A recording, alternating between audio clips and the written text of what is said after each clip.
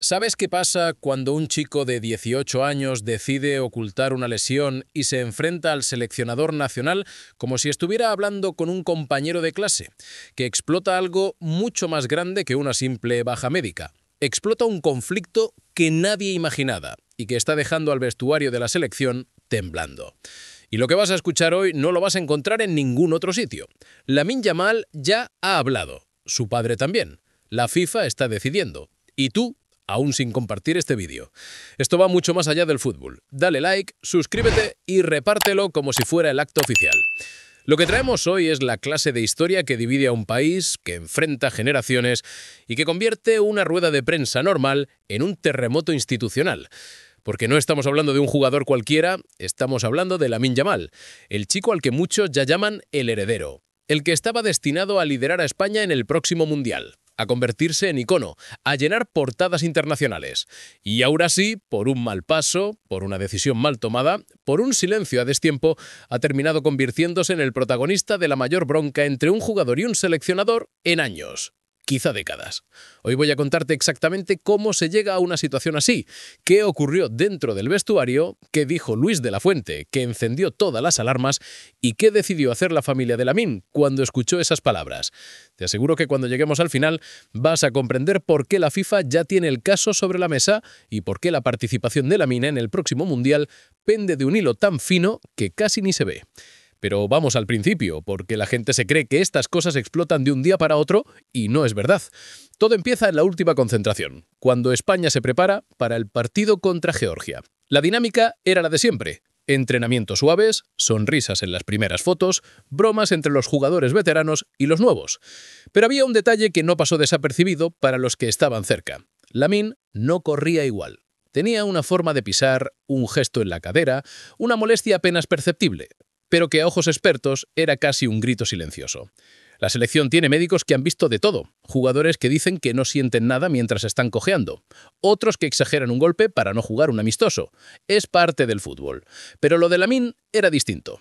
Era una molestia de esas que vienen de antes, de las que no aparecen de repente en un entrenamiento. Y justo ahí es donde todo empezó a torcerse, porque cuando los médicos hicieron las primeras pruebas, la sorpresa fue monumental. Lamine llevaba días arrastrando molestias serias y nadie había informado de nada. Ni el club, ni el jugador, ni su entorno, nada. Silencio absoluto. Y en una selección eso no se perdona, porque cuando un jugador llega lesionado y no se informa, no solo se pone en riesgo su físico, sino toda la planificación del equipo. Y eso para Luis de la Fuente fue una traición en toda regla. Dicen que la conversación fue dura, muy dura. El seleccionador pidió explicaciones. Lamine no supo qué decir. Jugársela, algo normal en un chaval joven que quiere jugarlo todo, pero hacerlo sin decirlo, eso es otro nivel. Los médicos recomendaron que volviera a casa y de la Fuente, después de escuchar argumentos que no le convencieron, tomó la decisión que incendió todo: expulsarlo de la concentración.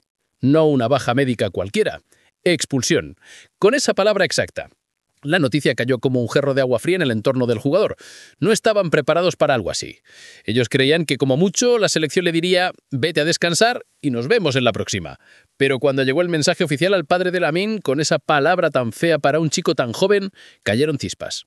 Y mientras todo eso pasaba dentro, por fuera se preparaba la rueda de prensa previa al partido contra Georgia. Una rueda de prensa que estaba prevista para hablar de tácticas, bajas, sensaciones del encuentro. Pero se convirtió en otra cosa. Desde que de la Fuente se sentó, se notaba en su cara que venía cargado. No venía a morderse la lengua, venía a dejar las cosas claras. Y vaya si lo hizo. Porque en lugar de dar una respuesta diplomática, como suelen hacer los seleccionadores cuando están en medio de una polémica, dijo lo que muchos dentro piensan pero nunca dicen en público: que la expulsión de Lamine era justa, que ocultar una lesión es gravísimo, que los clubes de la liga tienen la obligación de informar de cualquier problema físico de sus jugadores y que si el club y el jugador decidieron callarlo, eso no es un error, es una falta que merece sanción. Y ahí fue cuando soltó la bomba que lo cambió todo, que él pediría a la liga que sancione a Lamine Yamal, no un toque de atención, no un aviso, una sanción ejemplar, y que mientras él fuera seleccionador no permitiría que alguien que pone en riesgo al equipo volviera a vestir la camiseta de España. Aquello no fue una respuesta, fue un ultimátum público. Y la reacción del entorno de Lamine llegó en cuestión de minutos. Cuando le contaron a Lamine lo que de la Fuente había dicho, el chico se quedó helado. No porque no esperara tensión, sino porque no imaginaba que el seleccionador pediría sanciones que pudiesen afectar a su carrera a nivel global. Y ahí, con solo 18 años, sintió por primera vez la presión de un conflicto que ya no podía controlar. La conversación que tuvo con su padre esa misma tarde fue larga, muy larga, y con un tono muy distinto al habitual, porque su padre, que siempre ha sido protector y muy consciente de cómo se mueve el mundo del fútbol, entendió que lo que estaba ocurriendo no iba a quedar en un simple cruce de declaraciones. Lo que De la Fuente había dicho manchaba la imagen del jugador, y en un chico tan mediático, tan seguido, tan joven y con tanto futuro, eso es devastador. Así que tomaron una decisión inesperada, arriesgadísima, y que nadie en la selección vio venir: presentar una denuncia formal ante la FIFA contra Luis de la Fuente. Una denuncia que no busca dinero, ni disculpas, sino algo mucho más duro: que la FIFA sancione al seleccionador por considerar que sus palabras dañan la imagen de un jugador menor de edad y que mientras dure el conflicto se le prohíba dirigir a la selección en partidos oficiales. Querían que la FIFA interviniera, querían que tomara partido, querían que se reconociera que la forma en la que se trató el caso fue excesiva y sobre todo quería dejar claro que si la selección no hacía un esfuerzo por proteger a su jugador más joven y valioso, habría consecuencias. Y aquí viene lo más sorprendente de todo: que la FIFA aceptó estudiar la denuncia, no la ignoró, no la archivó, la puso sobre la mesa. Porque para ellos Lamine no es un jugador cualquiera. Es una inversión mediática, una estrella en desarrollo, un futuro reclamo mundial.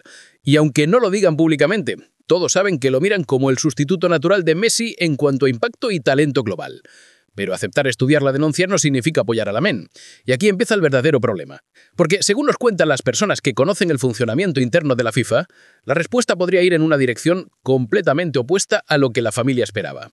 Podrían rechazar la denuncia, podrían considerar que las palabras de la Fuente son parte de sus funciones como seleccionador.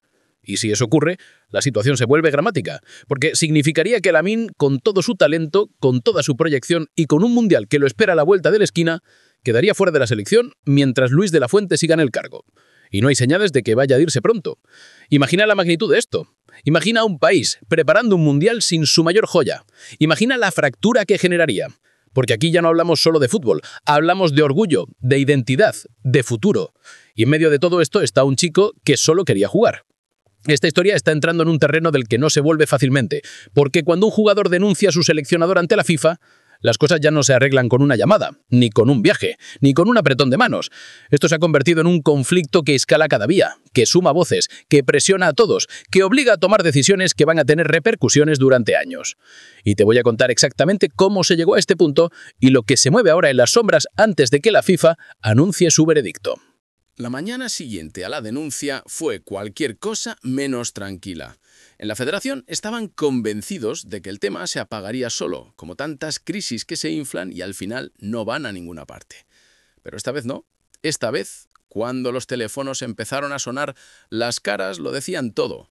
La denuncia no era simbólica, no era un gesto para meter presión. Era una denuncia formal, registrada y sellada, enviada directamente al Departamento de Integridad de la FIFA. Y eso encendió la alarma en todos los despachos. Lo primero que hizo la federación fue llamar a Luis de la Fuente. La conversación fue un desastre. El seleccionador, que ya venía cargado desde la rueda de prensa, no estaba dispuesto a dar un paso atrás, ni medio. Dijo que no retiraría sus declaraciones, que no pensaba disculparse, que no había dicho nada incorrecto. Estaba convencido de que su labor es proteger al equipo y que si un jugador, por muy prometedor que sea, pone en riesgo al colectivo, tiene que asumir las consecuencias. La federación esperaba un discurso más suave, más político, más de contención. Pero no, De la Fuente estaba firme como un muro. Y eso, lejos de apagar el fuego, lo convirtió en un incendio descontrolado. Mientras tanto, en la concentración el ambiente era otro. La expulsión de Lamine había dejado marcas profundas, aunque nadie lo dijeran en voz alta. Algunos jugadores creían que De la Fuente tenía razón. Otros pensaban que el castigo había sido excesivo, sobre todo tratándose de un chico tan joven. Y otros, los más veteranos, simplemente no querían que la polémica afectara al partido contra Georgia. Pero cuando se supo que Lamine había presentado una denuncia a nivel internacional, una línea invisible dividió al vestuario. En el gimnasio, en el comedor, en las habitaciones, cada uno tenía su opinión. Y en una selección, cuando el ambiente se fragmenta, se nota en los gestos, en los silencios y en las maneras de entrenar. A un lado estaban los que creían que De la Fuente tenía que haber manejado esto con más tacto. Al otro, los que pensaban que si permites que un joven oculte una lesión sin consecuencias, abres la puerta a que otros lo hagan. Pero lo más tenso no estaba en España, estaba en Suiza, en los pasillos de la FIFA. Porque en cuanto llega una denuncia que involucra a un menor de edad, la maquinaria se pone en marcha rápido. La FIFA no puede permitirse ignorar algo así, y menos aún cuando se trata de un jugador llamado a ser imagen global en los próximos 5 o 6 años. El expediente se abrió en cuestión de horas. Se asignó un equipo legal, se pidió información adicional y el primer movimiento dejó a todos helados. La FIFA solicitó a la Federación Española el informe completo de la lesión, los exámenes médicos realizados en la concentración y cualquier comunicación previa entre el club y el cuerpo técnico de la selección. Era como si estuvieran reconstruyendo cada segundo de lo ocurrido. No querían rumores, querían papeles, fechas, informes, nombres. Y eso, en el fútbol, siempre crea nervios. A esto se sumó algo que muy pocos esperaban. La FIFA pidió también acceso a las palabras exactas de la Fuente, no solo su versión general. Es decir, querían el vídeo completo de la rueda de prensa, sin cortes, sin ediciones, sin interpretaciones. Querían verlo ellos mismos. Y eso es una señal muy clara de que están tomando el caso en serio. Cuando la FIFA pide vídeo, es porque van a estudiar si las palabras de un entrenador pueden considerarse daño reputacional hacia un futbolista menor de edad. En la federación la preocupación creció de golpe. Si la FIFA decidía sancionar De la Fuente, España entraría en una crisis institucional que no veía desde hace años. Porque no estamos hablando de un seleccionador que pueda sustituirse como si nada. Estamos hablando de un proyecto en marcha, de un mundial a la vuelta de la esquina y de un equipo que con sus defectos había encontrado cierta estabilidad. Perder al seleccionador en este momento sería un golpe enorme. Y mientras la federación corría de un lado a otro, intentando organizar su respuesta, la familia de Lamine daba otro paso inesperado. Solicitaron una reunión urgente con uno de los responsables del Comité de Ética de la FIFA. Querían explicar cara a cara por qué habían tomado la decisión de denunciar. Querían dejar claro que esto no era un capricho ni un enfado pasajero, sino una protección de la imagen y el futuro del jugador. La reunión fue tensa, muy tensa. Personas que estuvieron cerca cuentan que el padre de Lamine habló con calma, pero con una firmeza que sorprendió a los presentes. Explicó que su hijo llevaba meses soportando una presión desmedida, que cada gesto era analizado, que cada paso era criticado, que cada error se convertía en debate nacional, y que las palabras de la Fuente, dichas en un momento así, habían dado la vuelta al mundo en cuestión de minutos, creando una mancha que ahora acompañaba al jugador en todas partes. La FIFA escuchó, tomó notas, pidió documentos, y al terminar la reunión no dijo ni una palabra sobre su posición, ni una pista, ni un gesto, nada.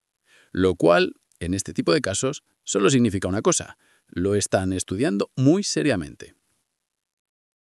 De vuelta a España, los jugadores se enteraron de lo que estaba ocurriendo, y si antes había tensión, ahora se empezaba a notar incluso en el campo. Durante el entrenamiento, algunos estaban distraídos, otros demasiado tensos. Era como si todos sintieran que estaban metidos en una tormenta que ninguno había pedido. Los veteranos intentaban poner calma, pero ni ellos podían negar que el tema tenía un peso enorme sobre la concentración. Y en el centro de todo estaba Luis de la Fuente, un hombre que, por primera vez en mucho tiempo, parecía cargar una mochila demasiado pesada. Él nunca había sido amigo de los conflictos, siempre había sido prudente, calmado, educado. Pero esta vez había decidido ser firme. Y aunque no lo decía en público, en privado reconocía que no esperaba que el caso escalara a este punto. Creía que todo acabaría en un comunicado suave ya. Pero no. La denuncia había abierto un agujero que ya no se podía tapar. Para colmo, surgió otra preocupación: la posibilidad de que el propio Barça se viera afectado. Si la Liga investigaba si el club ocultó información médica, aunque fuera por proteger al jugador, la situación podía generar sanciones internas, multas o cambios en los protocolos médicos. El conflicto ya no era solo entre el seleccionador y un jugador, ahora arrastraba a clubes, instituciones y organismos internacionales. Y así, mientras unos intentaban calmar la situación y otros buscaban defender su posición, la FIFA dio un paso más. envió una notificación oficial tanto a la Federación como a la familia de Lamine. El mensaje era breve, pero inquietante. El caso sería evaluado por un panel especial dentro de las próximas semanas. Un panel que no tiende prensa, que no da declaraciones, que no filtra información. Un panel que trabaja en silencio absoluto y cuyas decisiones no pueden ser apeladas fácilmente. A partir de ese momento, todo se convirtió en una carrera contra el tiempo. La Federación preparaba su defensa. La familia de Lamine organizaba documentos, testimonios y médicos. Y en mitad de ese caos surgía la pregunta que nadie se atrevía a decir en voz alta, pero todos pensaban: ¿y qué pasa si la FIFA no da la razón a Lamine? Ahí es donde la historia se vuelve más oscura, porque si la denuncia es rechazada, no solo quedaría marcada como un mal paso, sería interpretada como una acusación infundada. Y en ese escenario, Luis de la Fuente tendría la autoridad absoluta para mantenerlo fuera de la selección, no por un partido ni por una concentración, por tiempo indeterminado. Y si eso ocurre, el mayor talento joven del país se quedaría sin mundial, sin escaparate, sin el torneo donde su nombre debía hacerse gigante. La tensión ya no es deportiva, es emocional, es institucional, es una partida de ajedrez donde cada movimiento tiene un coste gigante. Y ahora mismo ambos lados están a una sola jugada de perderlo todo. Lo peor de todo es que el reloj avanza, y en el fútbol, cuando el reloj avanza y nadie se mueve, la tempestad solo se vuelve más fuerte. La sensación en los pasillos de la Federación, en los vestuarios, en los despachos de los clubes y hasta en los hoteles de concentración es la misma. Esto no va a acabar bien para alguien. Y el golpe será durísimo. Y todavía falta lo peor, lo que ocurre en las horas decisivas previas al veredicto. Lo que se habla detrás de puertas cerradas, lo que empieza a inclinar la balanza hacia uno de los dos lados. Las horas previas al veredicto de la FIFA fueron un desfile de silencios incómodos, reuniones improvisadas y miradas que lo decían todo sin abrir la boca. España estaba en el centro de un huracán que nadie vio venir, un conflicto que trascendía lo deportivo y que empezaba a sentirse como una herida abierta que atravesaba cada rincón del fútbol nacional. Y en el medio de todo, un chaval de 18 años que seguramente solo quería jugar al fútbol sin convertirse en protagonista de una novela institucional. En la Federación sabían que la situación había llegado a un punto sin retorno. Ya no bastaba con comunicados ni con sonrisas en público. El equipo legal preparó una defensa milimétrica, buscando proteger a De la Fuente y al mismo tiempo evitar que el caso escalara a un nivel que pusiera en jaque todo el proyecto deportivo. Tenían documentos, informes médicos, registros de comunicaciones internas, pero aún así había un detalle que les preocupaba. La FIFA no evalúa solo el contenido, evalúa la forma, evalúa la intención, evalúa el impacto emocional en un menor, que en este caso era la clave.